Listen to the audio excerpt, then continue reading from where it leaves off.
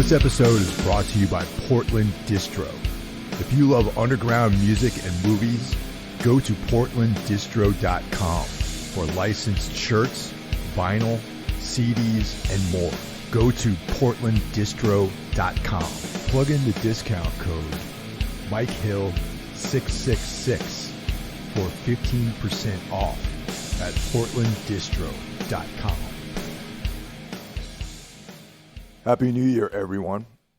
Welcome to 2022. And Ralph and I are getting together.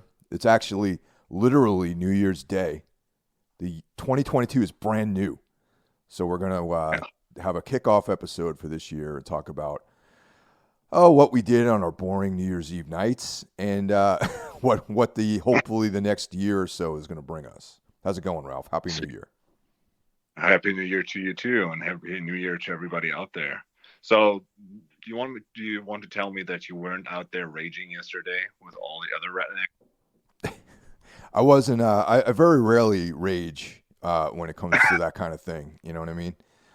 I really thought you were like a party guy. You I know? don't do well at parties, as in the immortal words of Rust from True Detective season 1. I don't do well at parties. No, I had a fairly good kickoff for me here. Local time, it's 5 p.m. So my day, the sun is already going down. I had a great first day because yesterday was chill. I hung out with Danny, my best friend, and Tito's the dog, and my cat. And also, a buddy of mine, Ollie, was here. He's a regular listener to this podcast, and he's a fellow podcaster for German tattoo podcasts, Zuerst war die Haut, so shout-outs to him.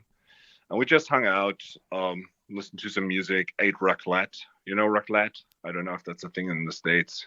No, I don't know that. What is it? It's pretty much you have it's like a grill machine, a small one, and you have little pens that are not as look like a pack of cigarettes, from the size, and you put cheese in there, and you put it in this small machine so it melts the cheese, and then you have tons of stuff too, with that, so asparagus and tomatoes, paprika, some bread, potatoes. I think I mentioned this. You have some sauces, and then you just put the melted cheese on top. Oh wow! And it's it's a social food because it takes some time. You have these little hors d'oeuvres and just mix it up and can talk with it. It takes some time to eat it, and it's pretty much the most popular thing people do here at New Year's. Some do it at Christmas too, but New Year's, if you the day before New Year's Eve, on the 31st, the supermarkets and everything is open until 2 p.m. If you try to go in one of the stores, try to get some cheese to melt or to get some baguette, there's no chance in hell you will find this because everything will be taken. And so we hung out, listened to some music, and ate, and I think we were protective for the pets because they just hate fireworks. Yeah.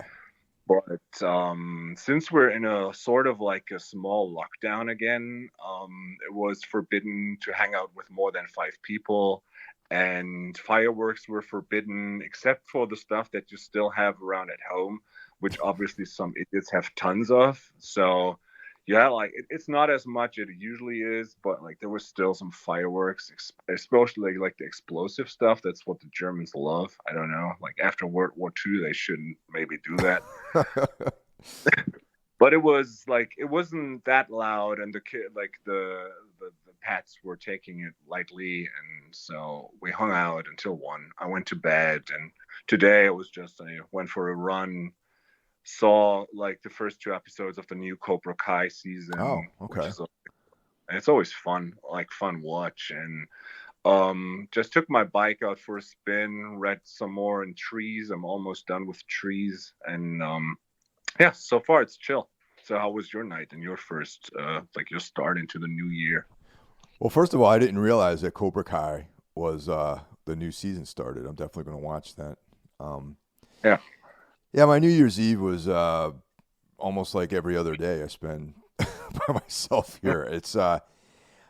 I mean, I watched. I just got the All the Haunts Be Ours, a compendium of folk horror. It's a Yeah, 15 disc Blu-ray plus a CD, and it's pretty amazing. It's got like a lot of films I haven't seen, a couple movies I have. There's like a reading of the Arthur Machen story, The White People, with a musical score accompanying it. There's a book. It comes in this really cool packaging, and I got it on Thursday, so I watched something Thursday night. I watched Eyes of Fire. Last night I watched Il Demonio and Dark Waters, which I'd already seen Dark Waters. And yesterday morning I watched the 3-hour documentary about the origins of folk horror and where it is today. And there's like tons of extras and bonus material and interviews and short films, and it's pretty amazing. And I'm glad I have it for this isolated season that we're in right now. Wow. It looks terrific. I just saw the pictures you posted and like Googled it, and it's amazing. Like the whole setup is great. Yeah, definitely, man. And the documentary is 3 hours long. It's Woodlands Dark and Dazed Bewitched. That's the name of the documentary. And yeah, they take their time, man. It's awesome. There's no it's just like, okay, cool. You paid for it. This is what we're going to give you. This completely comprehensive collection of stuff. It's great. I appreciate stuff like this. Yeah. And that was about it, man. I did that. I played guitar. I wrote some songs. That's about all I did with my time. That's pretty much all I'm going to do today too. And my new gym is opening. Not my gym, but the guys I train with, Muay Thai, is opening up on Monday.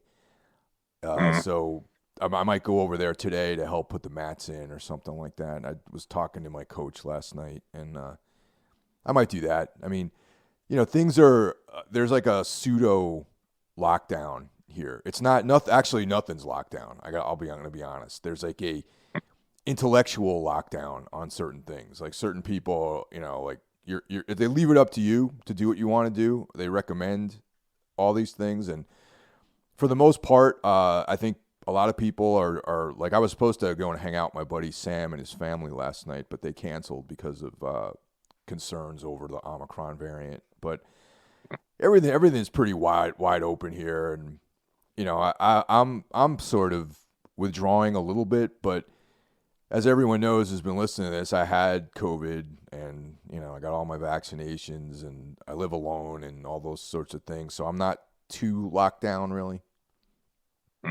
So whatever. Yeah. So these new songs you're writing on guitar, I guess that's the uplifting ska punk you promised for 2022.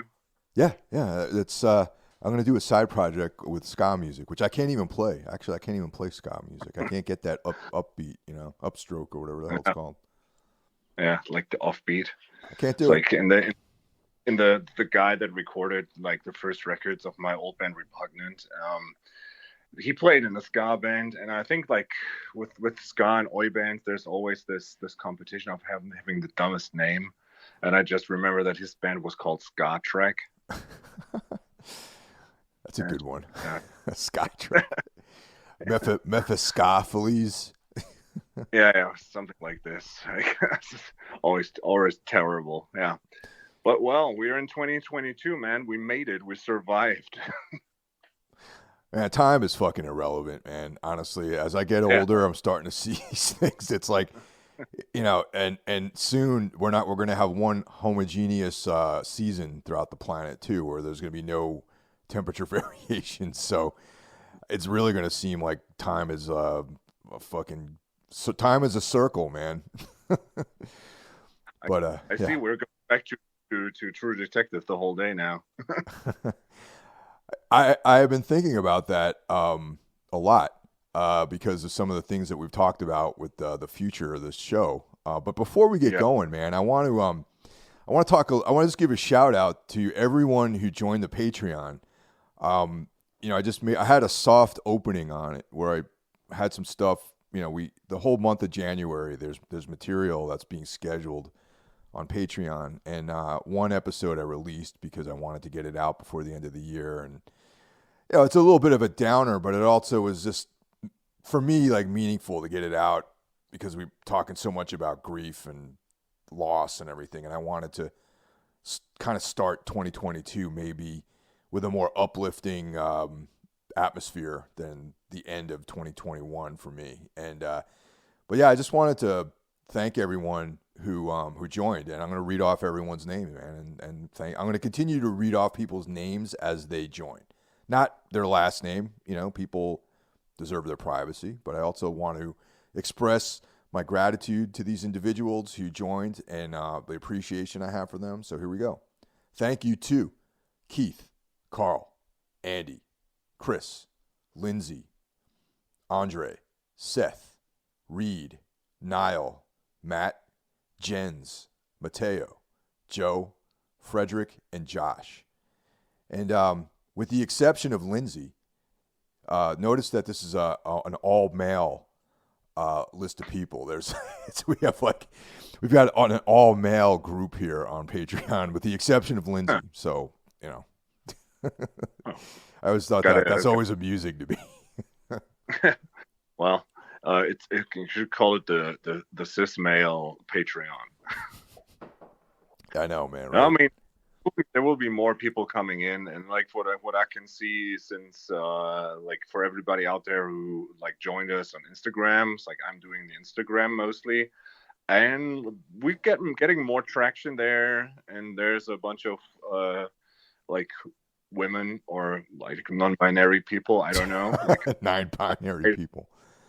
Yeah, like I don't care about these genders, but like there's a mixed group of people, and I'm super happy that like people find us on Instagram. And yeah, man, it's like that's what I wanted to like get off my chest. Is I mean, I don't really know when I joined like as a full-on co-host. Like it must be like somewhere in the early 2021 last year. Yeah, but yeah. But I've been here for a while now, and people are giving us love. That's great.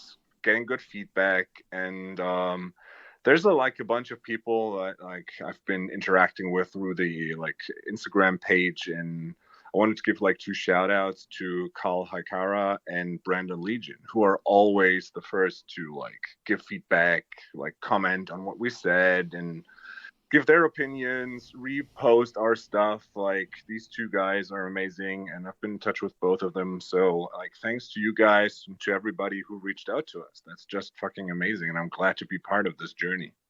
Yeah, Carl and Brandon, absolutely. I mean, Carl and I correspond regularly, actually, as well as Brandon. And I've been a guest on Brandon's podcast, Horror Wolf, and big supporter. It's awesome, man. I honestly have to say that I wish I was a little bit more active on social media than I am, because sometimes I'm remiss on sharing stuff and liking things and all that kind of stuff. And I'm going to try to make an effort not to just blindly, mindlessly scroll through things and like everything, but to find the people that are actually in my life and promote their stuff and do a better job doing that. That's one of my goals for this year. Yeah, but dude, I mean, we have it covered. Like whenever there's something important, I'll let you know. And I think we're doing a good job with managing the social media. And yeah, I'm happy like being in touch with that. And that being said, I will be like really bold right here, right now. Brandon Legion, I dare you. You did like a vampire episode with Mike. I want to do a satanic horror movie episode with you. I want to talk about The Omen and The Exorcist and all these great satanic films. So if you want to do it, hit me up. That's awesome, man. I would love to hear that. Yeah, man. So yeah, as you said, like we want to start on a like more positive note. First off, before we get going, I think you mentioned the Patreon. Maybe you should also, like, for our listeners, maybe just like tell us about what they can expect from your Patreon, and how do they find it? How do they join? Okay. Well, first and foremost, you can find it by going to the everythingwentblackmedia.com site, and there's a pop-up that directs you to the Patreon. Or you can go to the Facebook page, and there's a link posted to it. Or you can just download the app and search Everything Went Black podcast, and then you can find it there. And, from time to time, I'll be embedding it, just to remind people how to get to it and everything. So there's 2 levels. There's level 1, which is $1, and there's level 2, which is a $5 commitment. And there's no real commitment, really. It's you can join for a month and then quit, or you can join for the rest of your life, or as long as the show lasts. That is. And so what you get at level 1 is you get access to all the bonus content. And there's going to be a minimum of 3 bonus episodes a month. Most likely 4, but I want to commit to 3 in case something comes up one week and I can't put something up there. So now that means that you get 2 episodes a week, that's a lot of stuff, man. And so for level 2, you get all of the bonus stuff, and then you get early access to the regular episodes. And so that's, because we do this in advance, except for today, actually. This is going to come out later this week. But, everything else, you'll usually have like 3 or 4 episodes scheduled. And what that means is if you're a level 5 contributor, you can get access to all that stuff right away. On demand, actually, as they like to say. So that's really it, man. And the kind of stuff that I'm going to be putting up there is going to vary. Ralph and I are going to be doing a semi-regular show that's exclusive to Patreon, which we'll get into. But a lot of the stuff now, if you joined already, and you'll find out in the coming weeks the stuff that I have up there right now, and I've been going through boxes of cassettes and DAT tapes, and finding all this archived material of 2 of my former bands, Anodyne and Tombs. I'm still in Tombs. That's my current band. And this band called Otis, which is a band that there's like a very, very small group of people who are aware of that band. And there's a bonus episode about that band that I do with Jay Bennett, who, you guys know Jay. He's been on the show before. He's also a very prolific music journalist. You've probably read his articles in Decibel and Revolver. And, he also a musician. He was in the Eyes of Gemini with Sarah Timms, who we'll talk about her soon. It's funny because my friends in the band ISIS, particularly Aaron Harris, like to bring Otis up to me. And because they think that I am, that it somehow would upset me, you know what I mean, that we're talking about the band, because, it's not, it's you got to remember, this is the early 90s. I was young, I didn't really, I was trying to figure out what I was doing here musically, and not being like the most popular guy socially, you kind of had to make your own way. I was living in a strange city in Boston, and I was in a band. I founded a band that became very popular locally and regionally. And, we're doing that 90s thing where, yeah, man, we're being chopped to a major label and this and that. And, it was kind of a time that kind of thing happened, when like some band that was playing alternative music or whatever could get signed. So we had these. It ultimately led nowhere, but there was like a potential of doing something on a really cool level. Unfortunately, the band, as I knew this actually as time went by and the band demised, we just didn't have the juice to really make it. You know what I mean? Like there were certain key elements missing in the makeup of the band. Not me. I'm not going to say it wasn't my fault. I put my fucking time in. I wrote the riffs, like I did what I had to do, but I'm going to be frank. I'm going to be brutally frank when I say that the reason why people liked us and the reason why the band ultimately failed, the responsibility of that lies squarely on the singer's shoulders, because he's had a great voice, incredibly talented guy, one of the laziest motherfuckers I've ever been in a band with, and that's why the band failed, in my opinion. So anyway, so there's a lot of that stuff. There's talking about the band. There's live sets from radio shows archived. It's been like kind of a trip going through all this stuff. And then of course there's Anodyne stuff on there too, which a band that I still feel very strongly about. So there's live material recorded on various radio shows, descriptions, like a story behind all these things. The music part is going to be available as part of the episode. And then eventually I'm going to be adding exclusive links. Just if you don't want to listen to it as part of the episode, you can download it basically. Because we also have a Everything Went Black Bandcamp, which right now doesn't have a whole lot of stuff on it, but I'm going to use that as the mechanism to put exclusive audio content out there. That's going to be like a hidden link that only members have. So that's part of what we're going to be doing. And there's also going to be new music from a couple of different projects that I'm going to make available exclusively through the Patreon. The first is a band called Scorpion Throne, which I'm doing with Andrew Hernandez, the former Tombs drummer, and Mike Unclaves of Windfarer and Replicant plays bass on it. And Andrew's recording the drums for this project in a couple weeks. There'll be an episode about that. There'll be a download of the 4-song EP, for free for you guys who are subscribers. I'm resurrecting my ambient project, Vasilek. I got a bunch of material already recorded for that. And then there's going to be a preview for a as yet unnamed project with Sarah Timms. We've got 2 songs written, and we're in production on that. And Sarah used to be in Ides of Gemini with Jay. She was also in Black Math Horseman, and she had a project called Black Mare, which I believe is still active.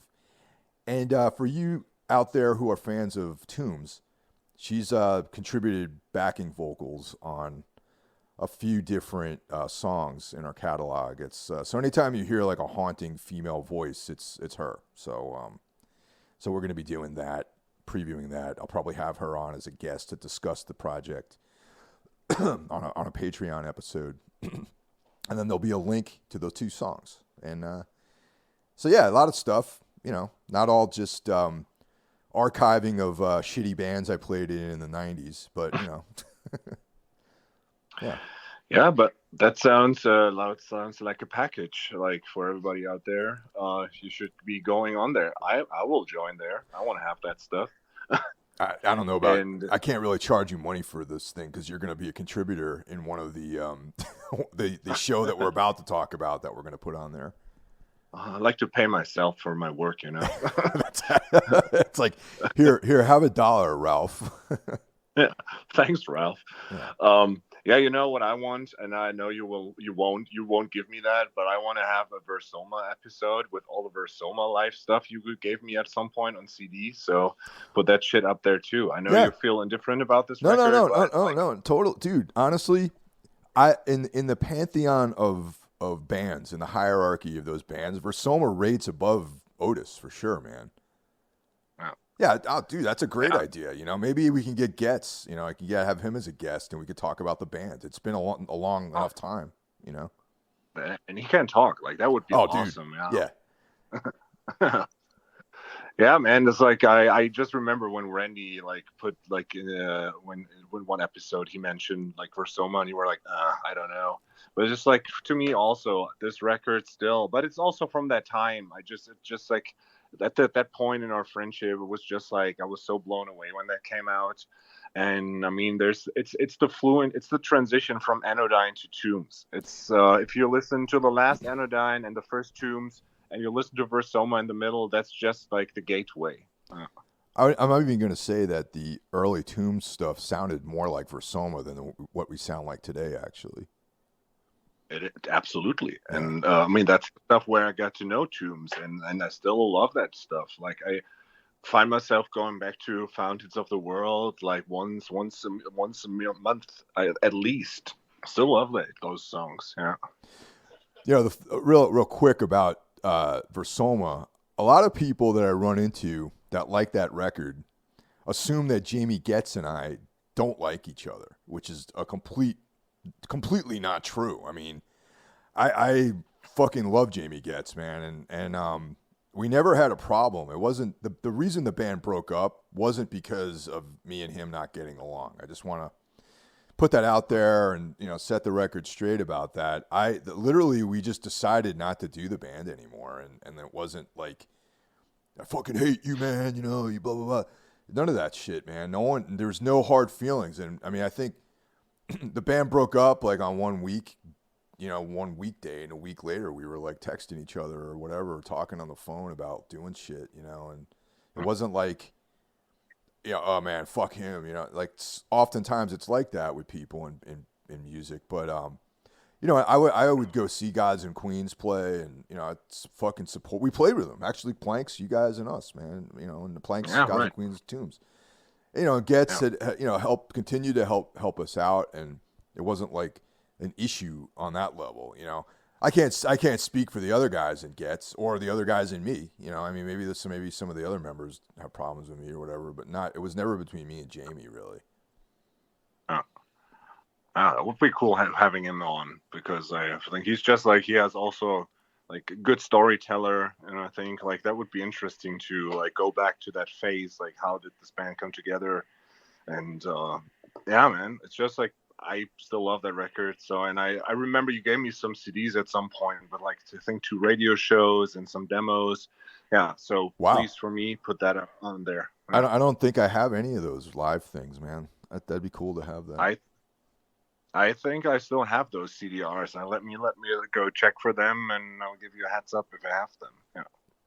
Yeah, that would be a good thing, man. I think the only reason why I didn't think to do some archiving thing with that is I couldn't find anything here, So Okay. Yeah. So yeah, that's another great idea. Maybe we can have all 3 of us on the episode. That'd be fun. That would be yeah, totally, man. Yeah. Also, like with the Patreon levels, I don't know, like if you can give that thing names if you go on there, but you should really like do like first level of hell, second level of hell. We can have seven levels. Yeah. That'd be cool. That'd be great. The 7th level is like $200 a month or something like that. Dude, I mean, honestly, like, I mean, you and I were both big fans of Swans and the canon of work of Michael Gira.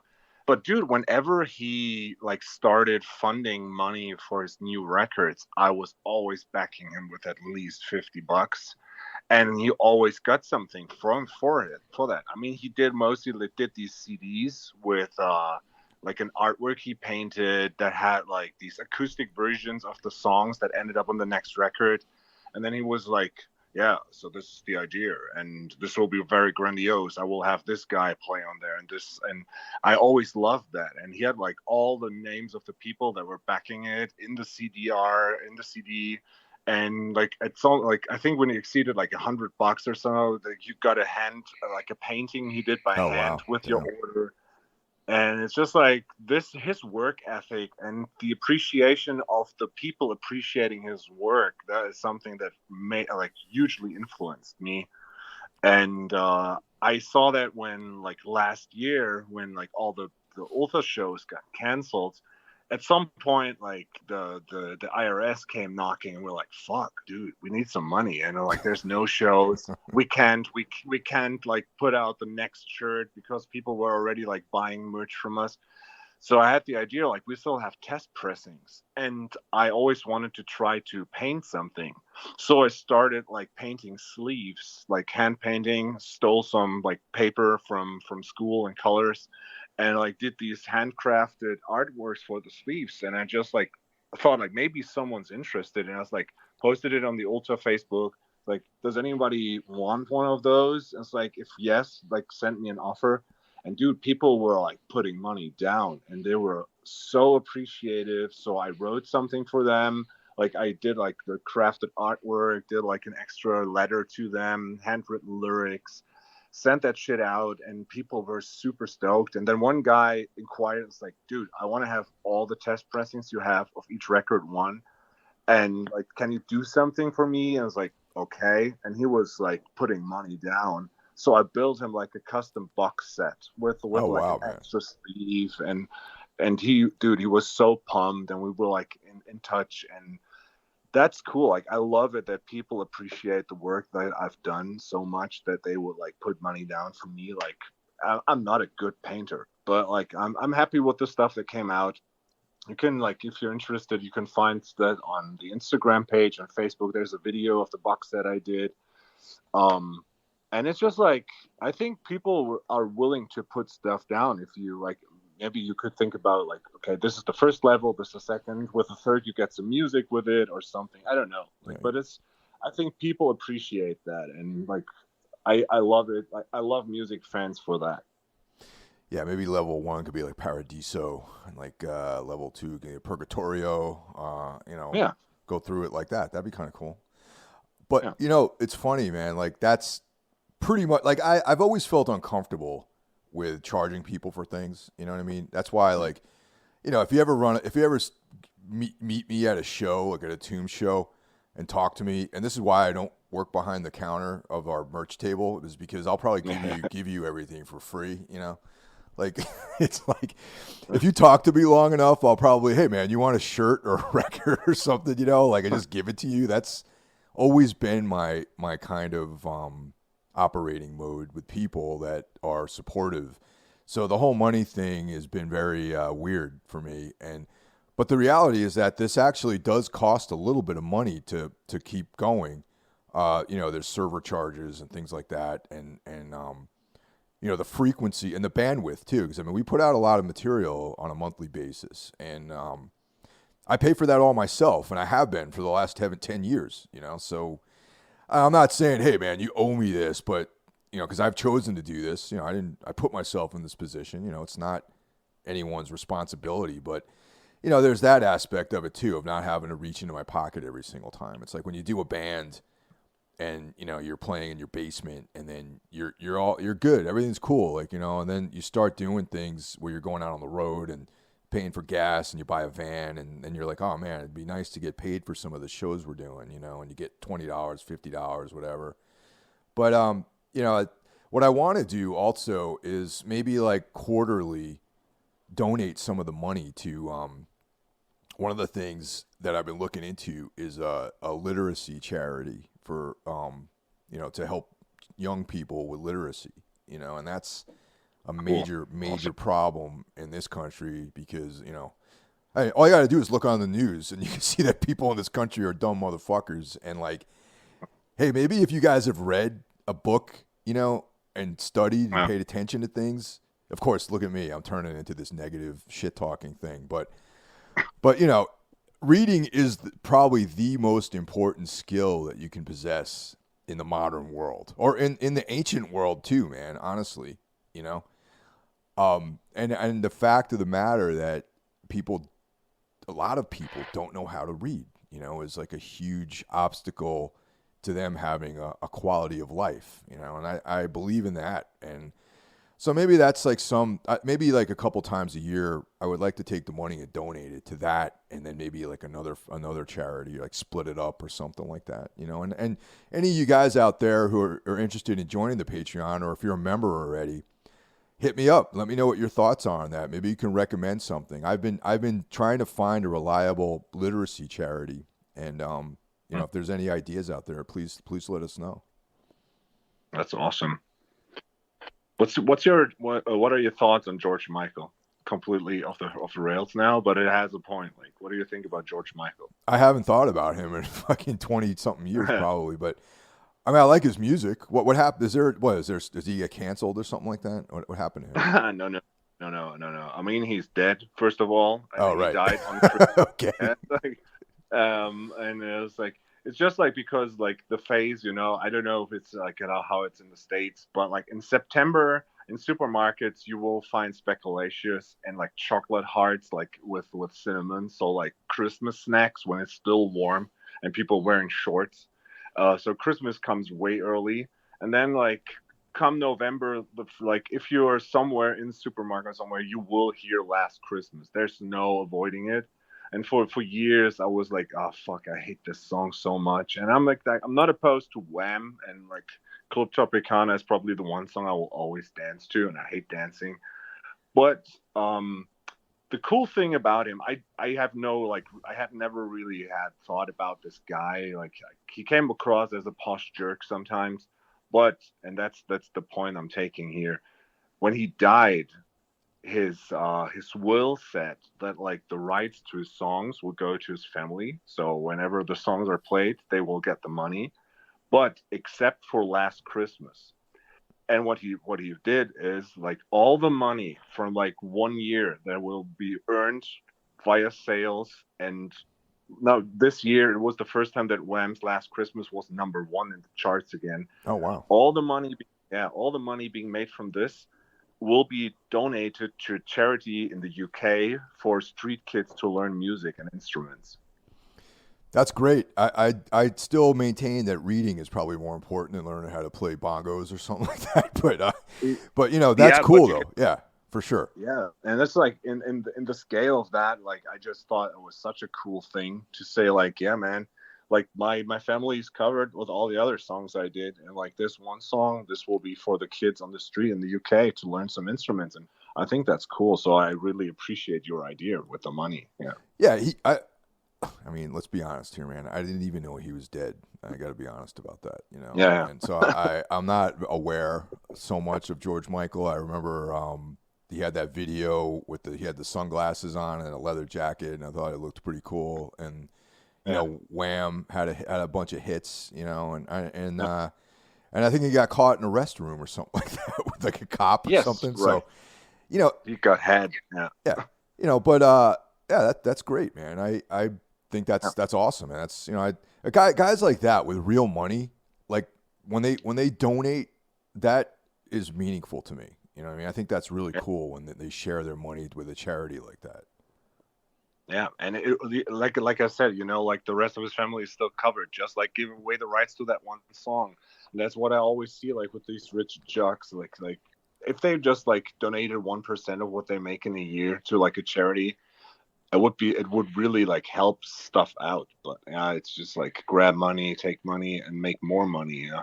So like I don't know, like I'm not a fan of his music per se, but I just like as a random story, I just thought it was pretty cool that he did that. You know, a lot of these ideas of you know, kind of supporter based content is I remember Onsters and the Neubauten that's how they were making records, like maybe through the late 90s. And this story will probably come out with the Otis episodes, but we toured Europe with Fetus, and the tour manager or I don't know, she was involved with the Swans as well. And this German lady, Sabine Waltz, she was involved with Swans and also Fetus, and she was telling me about Neubauten and how that's how they make their records. Like they'll have like this fan based contribution system, and they would get like demos as like part of the whole package. And back in the 90s, I was like, oh, fucking, you know, those guys, like, you know, taking money from people, whatever, you know. But now it's like, that's kind of how everyone exists these days, is the way they did it, you know. And you know, and the guy, another shout out to Jackie Schmidt of Into the Necrosphere, good buddy, great podcast. And, you know, if you're a big fan of black metal and extreme music, for sure check him out. I've been on there. I'm actually going to be on again in the coming weeks. But he had that dude from, I forgot his name, but he's in that band Primordial. I'm not that familiar with Primordial. I gotta say, just put that out there. But, you know, I recognize him as being like a successful band, and he has his Patreon also inspired me too, because he talked about sharing demos, like practice stuff and like exclusive stuff that the band might be doing, behind the scenes shit. And that's kind of like what this Patreon is going to be about. Demos of songs. When we, write a new record, I'm going to be posting the demo for that for you guys who want to check it out. And there's going to be, that sort of thing, that sort of communal vibe of sharing ideas and giving insights. I just never thought anyone gave a shit really about what I was doing behind the scenes, but like, I've learned that some people do, man. And I really, really, once again, I'm really grateful to that. And, if people are interested, I'll be putting this stuff out there and then, see where it goes. It's much appreciated. Oh, that's cool. And then there's going to be the semi-regular show that we're going to do called Long Shadows, which is you and I, together again. We're going to be discussing literature and primarily like weird fiction stuff. And that's going to be a Patreon-only thing. I think maybe the first kickoff episode will be on the regular podcast just to give people an idea what it is. But we'll be discussing short stories by some of our favorite writers and, exposing people to that. I don't know, Ralph, do you pick up this theme of literacy here, like reading and expanding your mind and all that kind of stuff that I'm putting out there? Yeah, of course, man. It's like we always, as you guys out there can probably guess this, like Mike and I are in touch a lot, like writing mails back and forth. And it's always like when we talk about movies and music, there's always this literacy component to it, like with the lyrics, and also like then short stories, how like short stories are related to movies or things we see in our lives, and it reminds us of stories. And so, yeah, we just thought we added to the canon of that show because mostly we talk about movies and music, but there's so much more. And we want to expand that. And yeah, hopefully with this little niche we're going to do with Long Shadows, that's something you guys are into. And again, we love the interaction. So if you have suggestions of short stories or stuff that is meaningful to you, let us know. And maybe we can incorporate that. Also, just if you really think about reading, I love movies, I love music, obviously. But the act of reading is such a fucking psychedelic thing, man. If you think about your mind takes these weird symbols and that it constructs a picture in your brain. Yeah.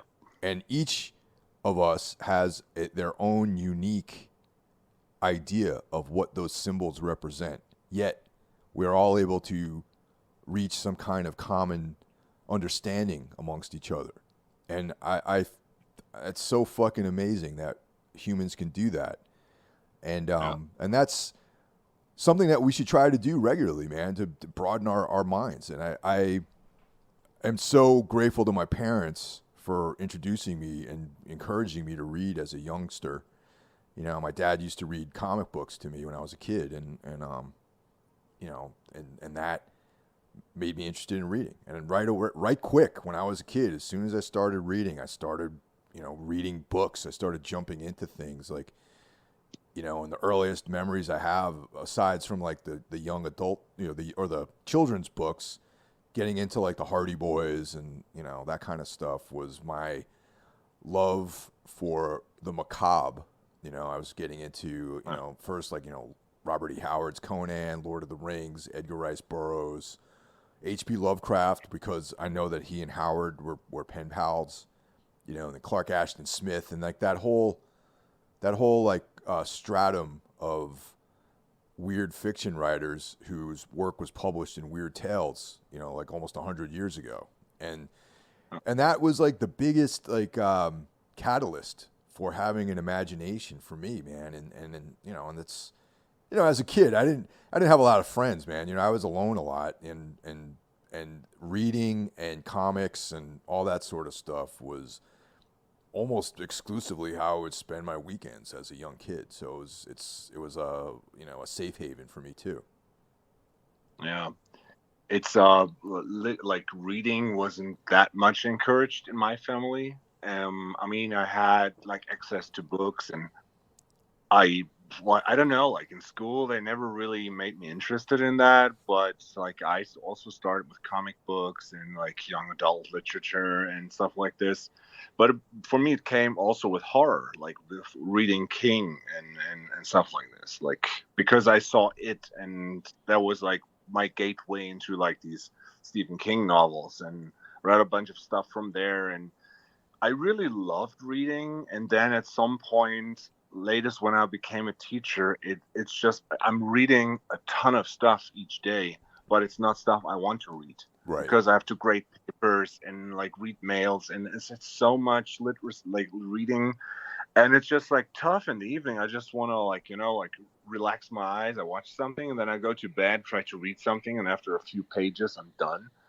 And I mean, there's so many books I have. Like I bought Dumas, the Count of Monte Cristo, and it's like something I wanted to read forever. And I started, and like after a few pages, I'm like, dude, I will never finish this book. So like I always have the plan to read this, but like especially short stories. Like I remember when you suggested for me to get the Legati book. That's just like I blasted through this because it's just so like it's not as difficult as reading Lovecraft. And I mean, I love Lovecraft, but for me, it's a foreign language, and he uses so many adjectives that I have no clue of.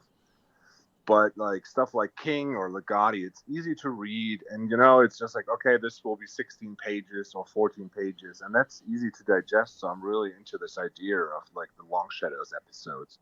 Yeah, and the short story is pretty much the perfect format for that type of fiction, really. For like weird fiction and horror, and even Stephen King, who's known for his novels, and adaptations of his novels. I would say has his catalog of short stories eclipses his novels. You know what I mean? He's got so many Yeah, short yeah, stories out there. yeah, and mostly from what I read, they're better because he doesn't have the time to fuck up the ending. That's Because always like been you have the to. that's always the criticism, man. Yeah, the curse. I mean, I remember like when I watched it, and I was so pissed scared of like Tim Curry as Pennywise, and then in the end it's like it's a spider and they shoot it with earrings, really, and it's just like I don't know, like the stuff like like Misery or Shining or The Green Mile, they all have like good endings. But I remember like a bunch of stories like where I thought like, really, this is it. I remember this like Tommy Knockers, this aliens thing, that was also not good in the end. And it's just like I don't know, like with newer productions about King, like I mean the Dark Tower movie sucked, but The Outsider was great. I love the two Castle Rock shows, Yeah. the two seasons they did. Yeah, I mean that's a strong suit, I think. Yeah. It's the guy writes so much that not every one of those things is going to be a home run. You know what I mean? It's like, Yeah, of course. yeah, the How sheer can you? the sheer volume, and as a kid, like I got into Stephen King after Robert E. Howard and Sword and Sorcery and weird stuff. And comics actually got me into Conan and Robert E. Howard, and then so I was like, I think in high school when I first started reading Stephen King, and the thing I dug about it was that it definitely had like these horror things going on, but there's also this like raciness to it. There was like a lot of like sex in there and stuff, and like weird kind of like, um, you know, if you're 15 and you're reading about sex, there's like his take on it is like kind of tailor made for that mindset. You know what I mean? Yeah, for me, like one of the key things that changed my view on reading, because I thought always like short stories not a real work. You have to do like a proper book, then that's that. But like that changed when I got to learn, like got to know Edgar Allan Poe. And I mean, he only has this one big book he wrote. All the other stuff are short stories, and he I don't know, man, he was just so fascinating, and he was the first guy I ever bought like a biography of. Now I have like 4 or 5 of his biographies, and I mean I've got him tattooed on my right forearm and my on the back of my arm is Lovecraft now, because to me he's like the direct ancestor to Poe, and that really changed my perspective on what you can do, and especially like Poe's approach to like cutting out all the stuff you don't need. Like that some of his stories, the characters don't even have names; they're just called N and R or something, because it just doesn't do anything for the story. And I thought that's an interesting approach to like cut stuff from from what you're doing. And that's like something we actually like approach for the new Ultha record, even if it's like completely a different thing. But like all the Ultha songs were always super long and repetitive, and that was the idea. And for the new one, we said like, okay, let's cut it down. So how can we make this more focused? And I think the result is great, and I can't wait for people to hear it this year. I mean, it's coming out this year now. It's not next year; it's this year. So yeah, that's how like literature always affects what we're talking about in our lives, and I think that's why like Long Shadows will be a cool thing to do. I'm really glad you came up with that idea and asked me to join you. Well, Carl actually is one of the guys out there who recommended doing something like this. Like he and I, like I was saying, we correspond regularly, and he's like, you should do a weird fiction episode with Ralph. And I was like, okay, yeah, sounds like a great idea. Like he may be the only person who listens to these episodes, but hey, fuck it, I don't care, like let's do it. And dude, yeah, he's worth it. I would do episodes just for him. Yeah, absolutely, man. So if he joins the 7th layer of hell, of course, for $350 a month. But yeah, that's Poe. I mean, that's all he has is and is the short story format aside from that one longer work. But the thing about a lot of these writers is the timelessness of the material that they write. I mean, you could read Poe like today, and it still has the same. Yep. It doesn't seem dated, And yep. You mentioned Lovecraft being a disciple of his, but there's also these other great authors out there that.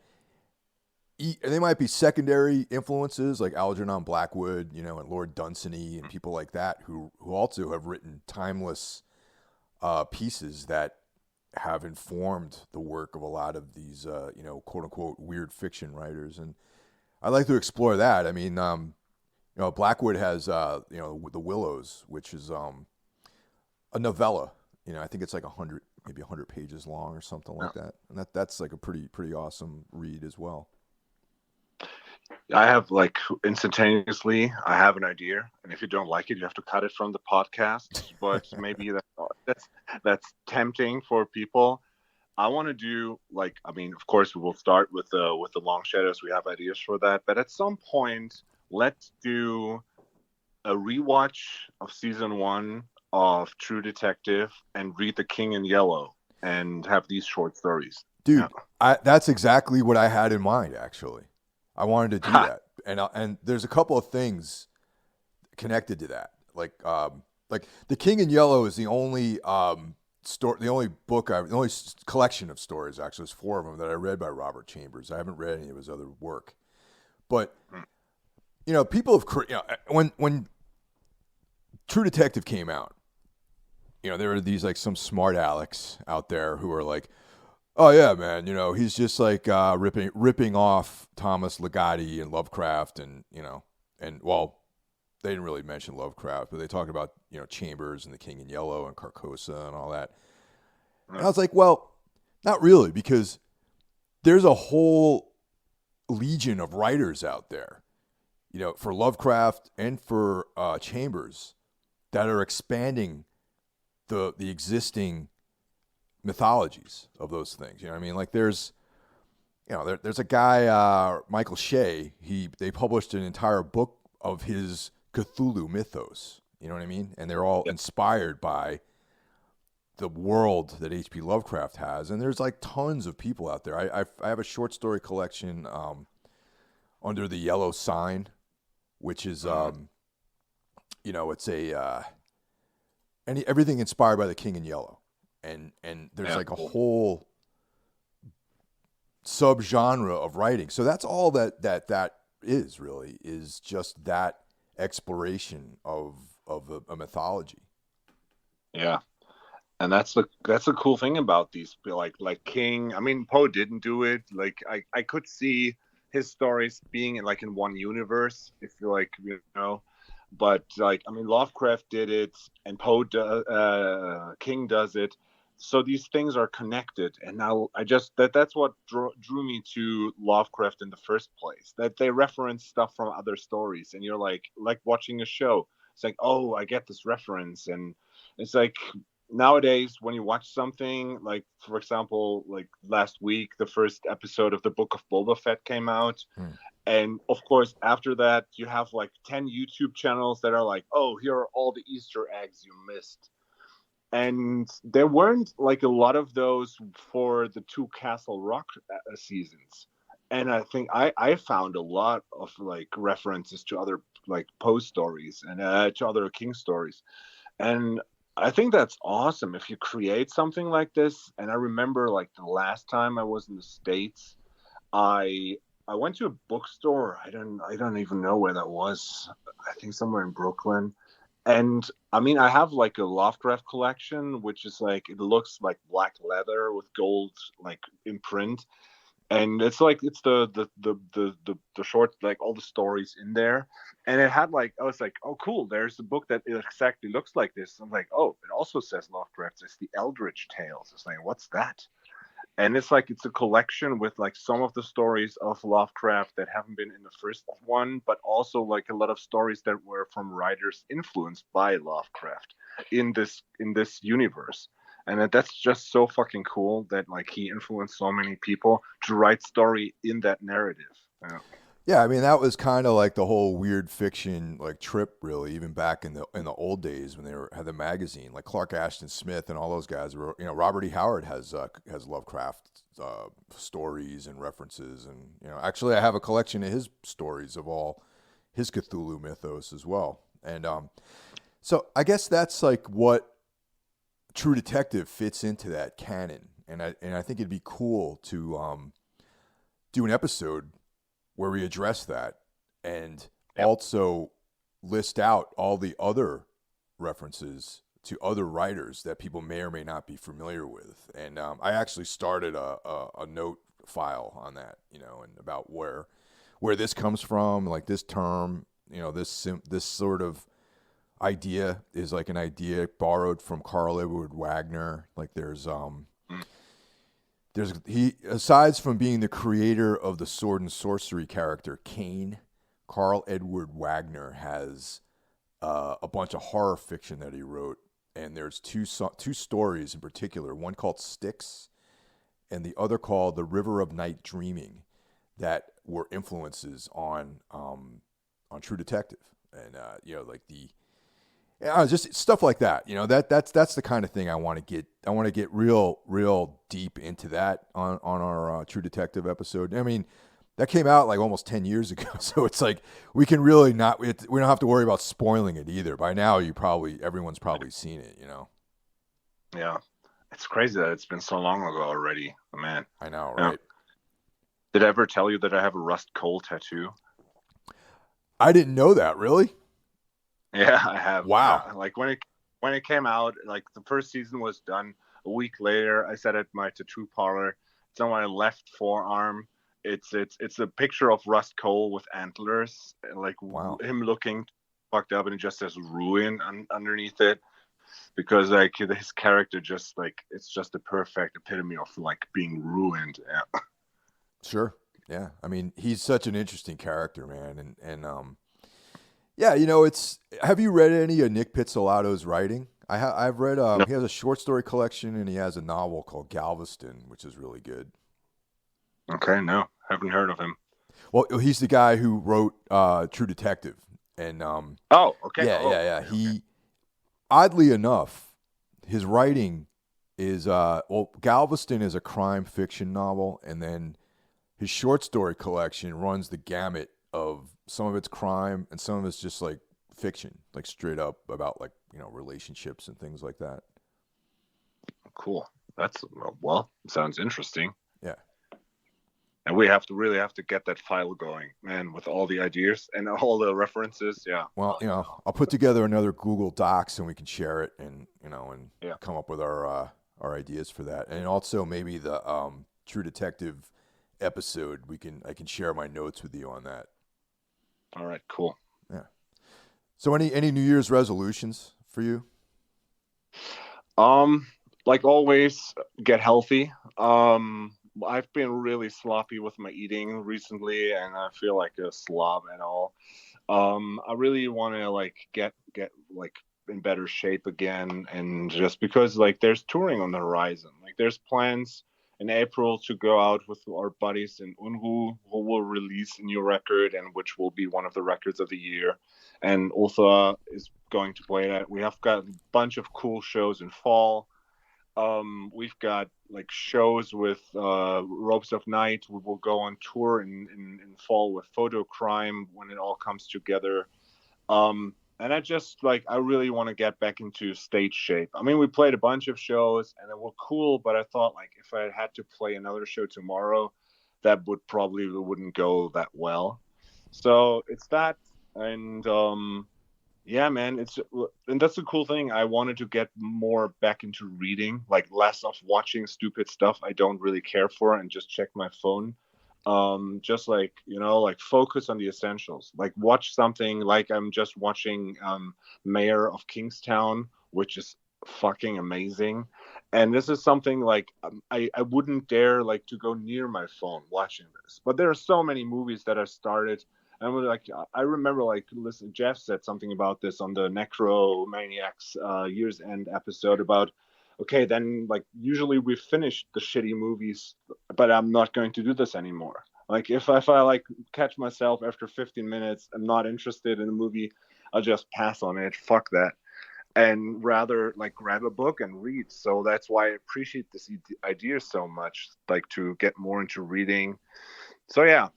Get my body fit, get my mind fit for the challenges, because the last year was just a drag and I felt like completely burnt out. And yeah, so I want to do this, writing more music. We will record a 7-inch with Ropes of Night. We have a split 7-inch planned, and yeah, man, new music, get healthy, read more, eat better. And that's the thing I wanted to say. I will make I will make concrete plans. In summer, I have 6 weeks off of school. The first 3, I always have to be here because Danny has to work and now she has the dog. So I guess I will take care of the dog. And the 4th, 5th, or 6th week, which should be sometime early August, I will book flights to New Jersey.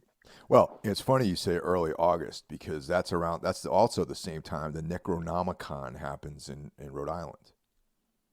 Okay. Yeah, so that's been postponed, from past years, and they haven't announced the schedule yet. But there's like very, it's always really cool. You know what I mean? Like they always have like events and films and things like that. So that might be something to think about.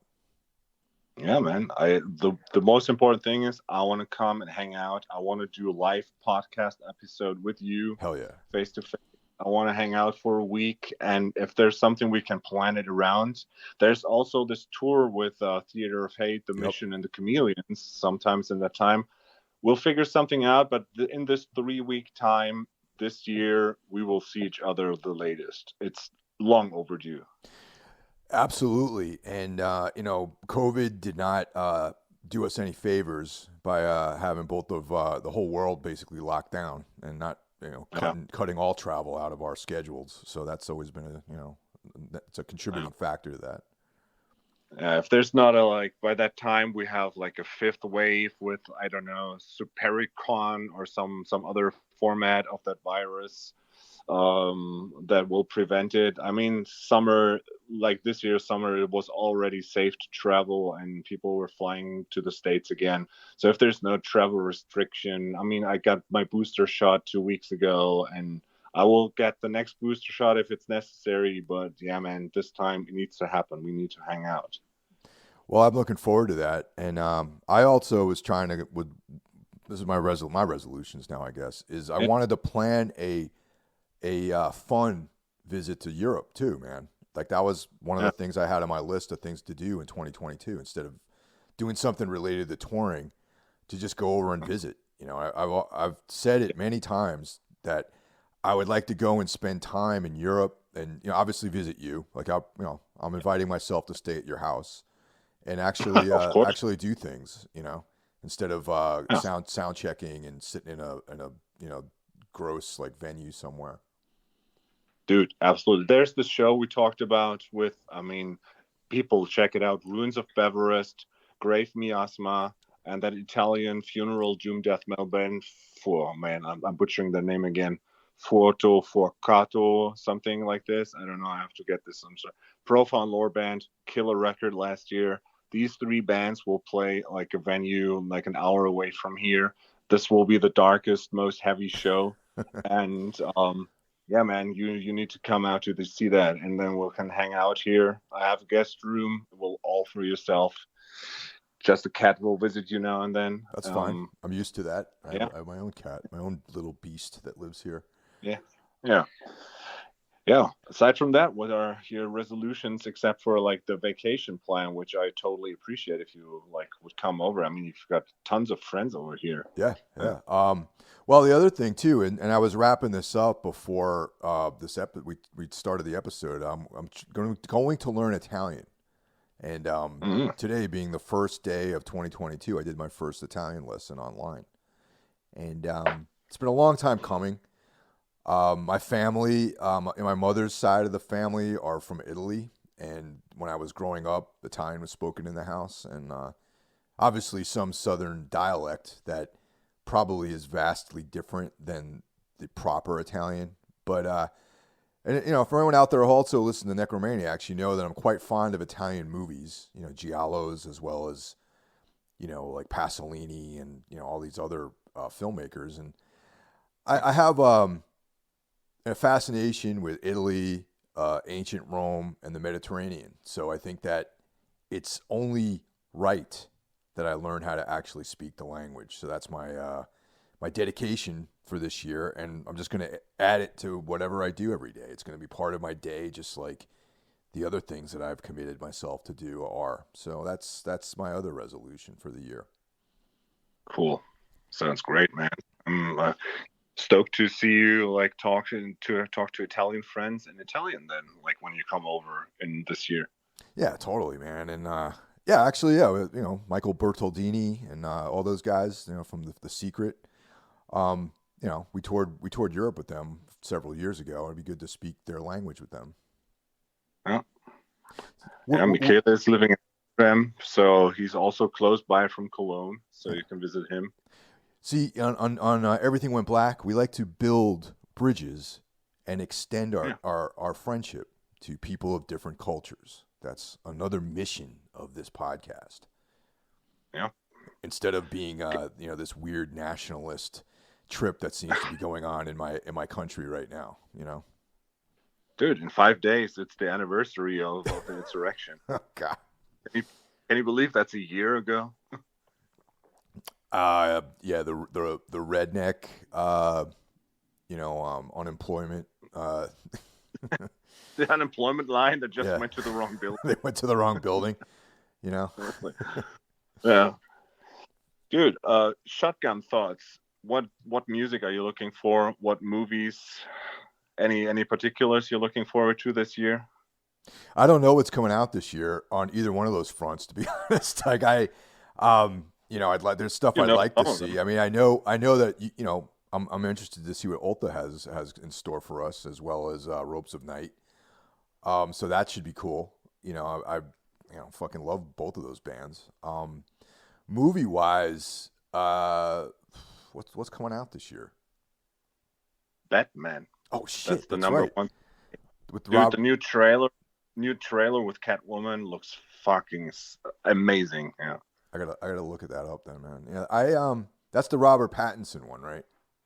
Yes, right. Yeah, and it looks great. Like, it really looks like, again, DC is fumbling with all their stuff except for Batman, and this one it really has that vibe of the three Dark Knight movies. It looks gritty, it looks dark. It's exactly what you want from Batman, And dude, like I never thought that Pattinson. I mean, he was good in Tenet, but like as a Batman, I was skeptical. But the two trailers look fucking serious, and the new one looks great, man. So yeah, I am a believer in Robert Pattinson. Ever since he was in the fucking movie, the Lovecraftian film with the Watchtower. Is it called the Watchtower? yeah. Yeah, I that one think so. Yeah, with Willem Dafoe. yeah, right. Yeah, He was great in that. I've seen him in a bunch of stuff. I think that he's an excellent actor, and yeah. I'm really looking forward to him seeing him as Batman. Did they put him on like a high protein diet and give him like make him do deadlifts or anything like that to play Batman, or is he this like scrawny like guy still? I think he's fit, but he doesn't look like jacked up. He looks like a regular dude, and the costume is also. I think the Christian Bale costume was bigger in itself, so, but I mean, I think he's fit. I haven't seen like any photos of him like without a shirt, like working out or something for the movie. But he looks like Robert Pattinson, but he has like these eye shadows, like like rings under his eyes, and he looks like all fucked up. And yeah, should be good. Like more of the broken Bruce Wayne character. Yeah, It's possible that he might become my favorite Bruce Wayne. Actually, you know. dude, it's just when Daniel Craig took over James Bond, I was like, no way in hell I will like this. And now, hands down, to me, he's my favorite Bond. So we'll see.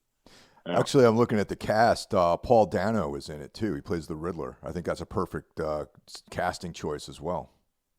Yeah, in the new trailer, you hear him like, and he kind of like talks like Bane did in the third of the Nolan movies, and he's like, I don't know, like a different approach to the Riddler. That's cool. So I'm really curious. Catwoman is also like not like in a foxy leather outfit. Like she just looks more gritty too. So should be like a down to earth movie, and I'm really into that. Who's Yeah. playing Catwoman? I have no idea. Is it You an just unknown open up the. actress? No, I think she's. I want to say she looks like a young Haley Berry, but that's not her. But I don't know. Like I haven't checked the cast. I just saw the trailer. I'm like, okay, Okay. I don't want any more info. I'll just go in and see the movie. Yeah. Peter Sarsgaard is in it. Wow. Yeah. Oh, okay. Yeah, man. This So is yeah, like aside, yeah. Paul So aside Dano. from Batman this year, we'll have Halloween Ends.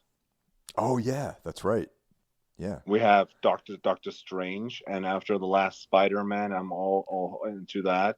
We've got the Morbius movie coming up, Oh and yeah. hopefully that Okay. yeah, Yeah, that's that's all the postponed stuff. I hope they don't fuck it up because the last Venom again was terrible. But like our Morbius should be great, man. Oh, I've always been a fan of Morbius. The yeah, living vampire.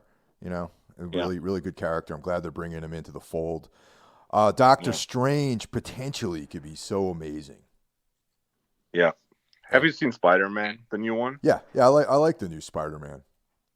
Yeah, like the one that just came out before Christmas. Have you Oh seen no, that? that one I haven't seen yet. I mean, when you say the new Spider-Man, I mean like the Oh, new. sorry. Yeah, no, Yeah, no, Tom I haven't. Holland. Yeah, no, Tom Holland is but good. that new one will blow your mind. It's rightfully the success it is, and it is embracing the whole canon of Spider-Man. I won't spoil anymore, but also in the end credits, like when you watch it, there's like two credits after credit scenes. It opens up to like one possibility that I was really looking forward to, but I'm not going into details. But if you can watch it in cinemas, it's great fun, and I've seen it twice in 3 days in cinema, and it's a blast. And it also hints at the new Doctor Strange, and yeah, man, that should be like all kinds of fun. Yeah. Also, actually, a show that's coming out is Moon Knight. That Oh yeah, Yeah, Moorhead and Aaron Moorhead and Justin Benson are making that. Those are the guys who brought us the Endless and yeah, Synchronic, and that might be really cool. yeah. Great character. Yeah, But who yeah. is Sam Raimi doing Doctor Strange? Oh, dude, no, I don't know, man. Let It me look. might be. Yeah. Let me look that up. As we An go. interactive pod. Yeah, and we're doing it in real time here. Let's see, Doctor Strange. Fix the camera. I don't know. Let's see. I think Raimi is doing something in the Marvel universe. Yeah, I think it might be him that does it. Yeah. I don't know. There's not enough information here. Uh, Yeah, I also heard that there was supposed to be this kind of Lovecraftian vibe to it too. Yeah, I mean, there's the trailer for Doctor Strange is out now, so it has something to do with the multiverse, and it will be it will feature Wanda, the Wanda Maximoff. So you need to see WandaVision before you watch Doctor Strange, Yeah, and you need to see the new Spider-Man. And I think that's cool that they again, it's kind of like the Lovecraft stories that you have to see all the puzzle pieces to understand it. And then, I mean, if we trust Loki and we both saw Loki, we will have Kong being one of the main villains before they go into the Secret Wars. Yeah. Yeah, that stuff's interesting, man. Like that more cosmic bent that these new movies seem to be taking. And yeah, dude, watch the Doctor Strange trailer on YouTube. You will love it because it blends into that fold and has the look of the color out of space. Yeah. Oh, see now I'm sold already. Yeah, I kind of I haven't seen the last couple Marvel things. I didn't see the Eternals. And there's a couple things I missed, so I got to check that out. Yeah, I haven't seen the Eternals either, but I want to see that. But as for the new Spider-Man, if you have the chance, watch it in cinemas. Don't look at any info beforehand. Just go in there, and you will I saw it 2 times, and 2 times at the same spots, people were yelling out loud in enjoyment because it's just, they embrace, like I said, they embrace all the Spider-Man that it was in the MCU, and it's great. Fucking good movie. Success. The most successful Marvel movie they did so far, and rightfully so. Is that also on the Disney app too? No, that's not. No. You have to go to the cinema to watch it. Okay. Yeah. I mean, I live right close to a movie theater here, so that's maybe I'll do it tonight, man. That used to be a big. That used to be a big thing in the Hill household when I was a young kid. On New Year's Day, me and my dad would go to the movies on New Year's Day. Totally. Yeah, it would be and it's also especially for the vibe of just something lighthearted. And it's an enjoyable 2 hours and 20 minutes, and I guess you will be happy if you did it. Yeah. Related to Spider-Man, my one of my other goals is to in the Muay Thai place that I go to. Usually, there's no belt system in Muay Thai, but we have a shorts system where you have different color shorts. So I'm trying to do that. But related to Spider-Man, his name is Jean Clairvoy, my coach, but his fight name is Spider. Okay, so the whole the Muay Thai place is called Spider Muay Thai, and one day someone asked him, "How come you have that name, Spider?" Right, and he's like, "Well, my former coach gave me that, the art of 5 limbs, and all that," and then he's like, "And also I love Spider-Man." So he's a comic book dude. He loves comics, and almost everything he has got a Spider-Man kind of vibe to it, man. It's pretty awesome. That's cool, man. Yeah, great. So fitting home for you to train. Yeah. Yeah. So I just thought that was a fun fact to share with everybody out there. And if you're in New Jersey, man, and you want to learn how to kick people in the head and punch people in the face and stuff like that, and throw knees and sweep people, and you live in Central Jersey, the gym is opening. He has a brand new gym opening up on Monday, and come by and check it out. And text me, and I'll tell you where to go.